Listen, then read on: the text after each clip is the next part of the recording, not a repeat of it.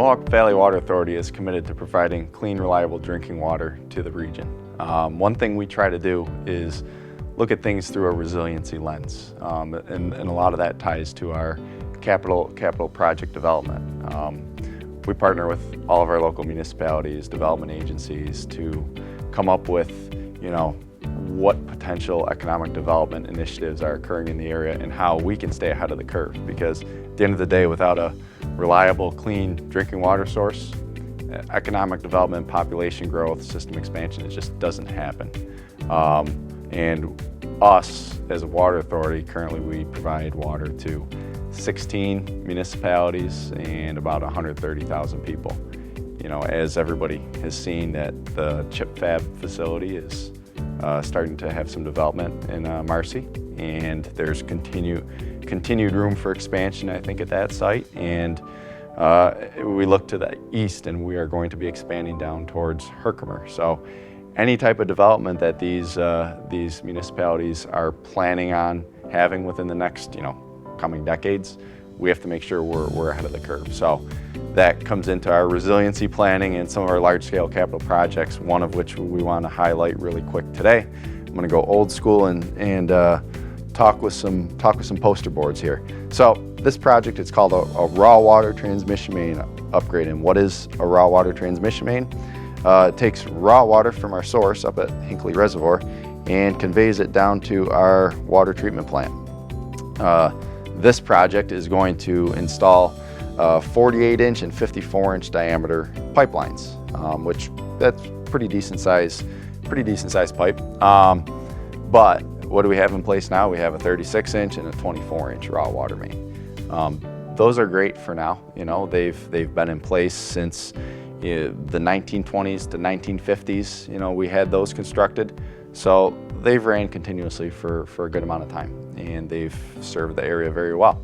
Looking to the future with future development, how can we boost our capacity of getting that water to our treatment plant? And that's okay. Well, we have to put some bigger pipes in the ground. So at lower reservoir levels, we can still draw those high capacity numbers. So to date, this total capital investment for these phases, what we'll call phases 1 through 4, is over $60 million. The Water Authority is already bonded for a lot of this work, and we've actually received over $5 million in grants from New York State to date, which is great. It's obviously better than getting $0, and we have additional grant applications in to try to get some more money to fund some of this work. Because, again, I'm going to tie it back to economic development. This is definitely tied to that type of initiative. So.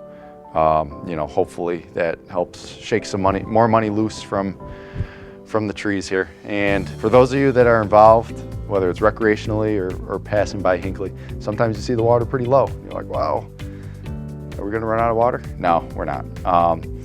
The reservoir, it's designed to fluctuate. It can fluctuate 30 to 35 feet over the course of a given year. And it's nothing to be alarmed about. It's been doing that for decades and decades and decades. So what we're trying to convey is, okay, look, at certain elevations, we're able to convey X amount of millions of gallons to our treatment plant. And with this project, what are we trying to do? At lower elevations of that reservoir, convey more water to our water treatment plant. Because again, as development occurs, we're going to see our average daily demand increase.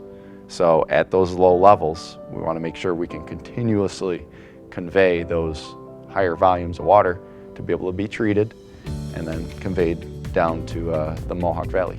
And you start to look at some of these numbers, and you can really get hung up in, okay, do we really need that much available capacity? And it's a balancing act. You don't want to build out way too far in the future, because then our ratepayers are going to suffer. Then we're spending really too much money up front for economic development that may not happen. But again, because of our continuous communication with our municipal partners and local development agencies, we're able to kind of gauge that and really find that balance in how much to invest in order to bring this to a point where we can get on a sustainable path and be resilient for any, whether it's economic growth or, like I said, climate or drought related issues that we're going to encounter now and in the future.